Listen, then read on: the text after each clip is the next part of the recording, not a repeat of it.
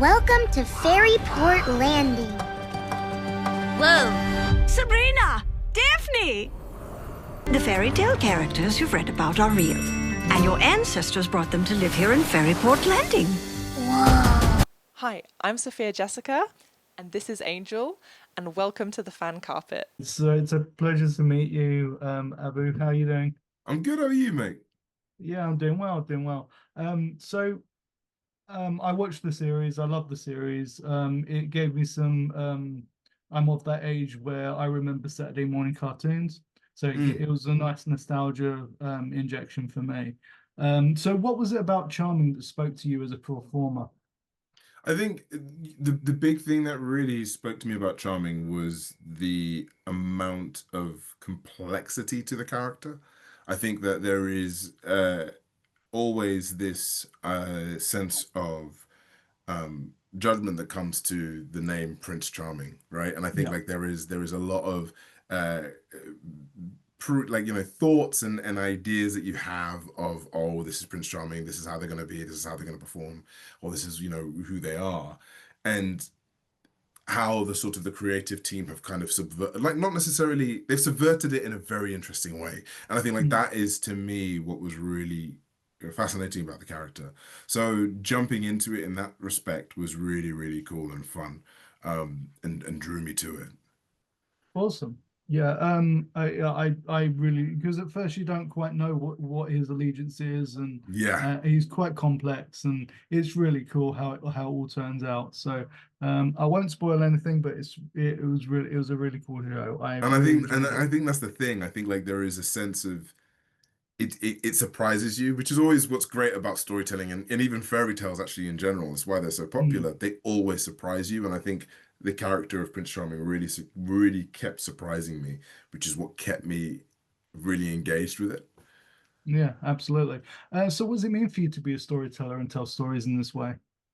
I mean, it's wonderful, right? I think there is a really beautiful lesson I learned from a teacher at drama school where, yeah, and it really sort of it's why I've run sort of my career and sort of storytelling, like where it comes from, what it's inspired by, is that he said, whenever you're performing something or whenever you're doing something or telling a story, there are always you've always got to think of the two different audiences in the room. And there's the first type of audience member who essentially is seeing it for the first time.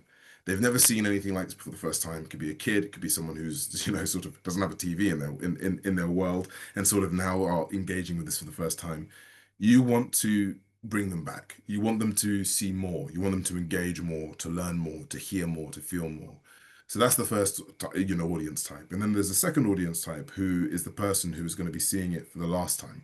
They don't know what's going to happen tomorrow. They don't know what's going to happen, even that very same day. It's Those are the people that you want to leave them with something full and whole. And I think Mm. like that really resonated with me after my father passed, and sort of made me realize, like, yeah, you just have no idea what is the last piece of content that you are going to take in. And so I've always kind of lived by that, of the idea of wanting to tell stories that do move, do change, do feel, a lot from it, from whatever you're kind of taking in. And so be it from, crazy sort of video games to film to House of the Dragon to even, Sisters Grimm. Like, I think like that is, it's important to tell these stories because you're always going to be hitting these two types of people. Absolutely. So animation gives you certain freedoms as a performer. Did you enjoy the process, and was there much room for you to improvise during your recording sessions? Yeah, I mean, I think with animation there is a sort of a give and take in regards to you can give and play a lot with the voice and the musicality of it. I think like that kind of helps aids the animators to conjure and create the emotions of the character and play with that. But there's also a sense of that sort of sense of, not necessarily a restriction, but it is a Mm, limitation of that. It isn't your face. It isn't your body. So you kind of have to kind of dabble with that. I always think it's important to, especially with animation, it's about the music of the voice and how the voice kind of plays within this world. So yeah, that was a big thing for me. Awesome, absolutely. So fairy tales and specifically the Brothers Grimm is something that we all grew up with. Do you have a favorite tale? And with a season 2 hopefully coming, is there somewhere that you'd like the series to go? I mean, the good thing about it is that it could go anywhere, right? This is the beauty of fairy tales. Mm, They are surprising. They're constantly full of twists and turns, and so wherever we go with it, I think it's going to be always fascinating, always interesting. So I'm kind of it's a tricky question to answer because there is a genuine sense of like, if I direct it, you're not going to surprise me. Whereas actually, if I let you do the storytelling element, there's a lot of room for play for there. absolutely. Well, this has been wonderful. It's always nice to hear from new and upcoming talent that I really enjoyed listening to. Look after yourself, and I Thank look you. forward to what you do next. And I'm hoping for a season 2 because I want to see where it goes. Thank you very much. Thank you. And there are like 9 books, so there's plenty to mine from. Hey, we got time. Yeah, we got lots, man. Yeah, look after yourself. you. Thanks very much. Take care. Thank you for watching The Fan Carpet. Please follow us on Facebook, X, and Instagram for more content. Bye for now.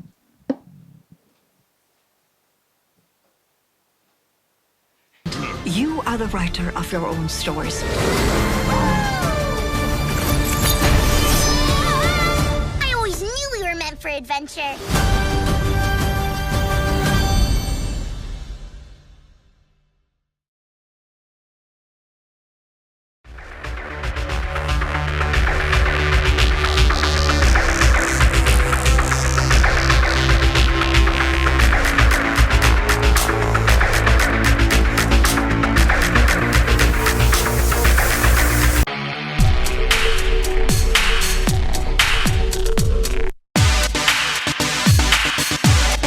Why don't you show what you can do?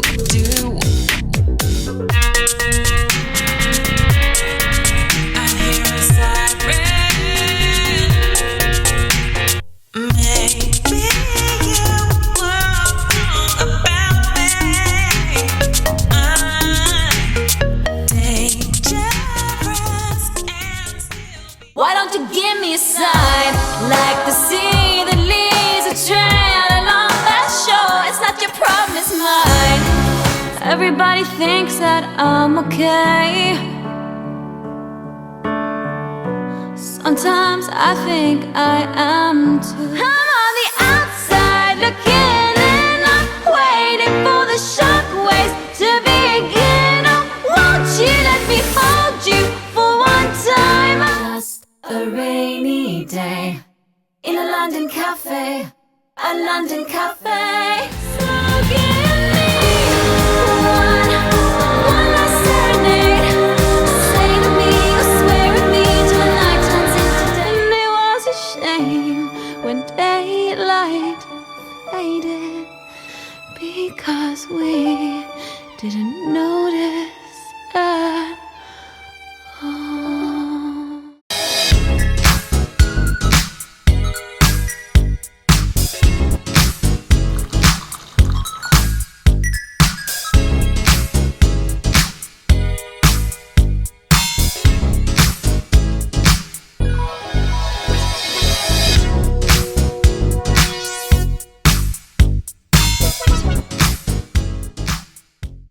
Thank you for watching The Fan Carpet. If you like this video, be sure to click that thumbs up button at the bottom of your screen. And also be sure to subscribe to the Fan Carpet YouTube channels. They're absolutely free and so much fun too. Be sure to check out the official website, thefancarpet.com. Also, you can follow us on Facebook, Twitter, and Instagram to stay up to date with reviews, competitions, the latest news, and so much more.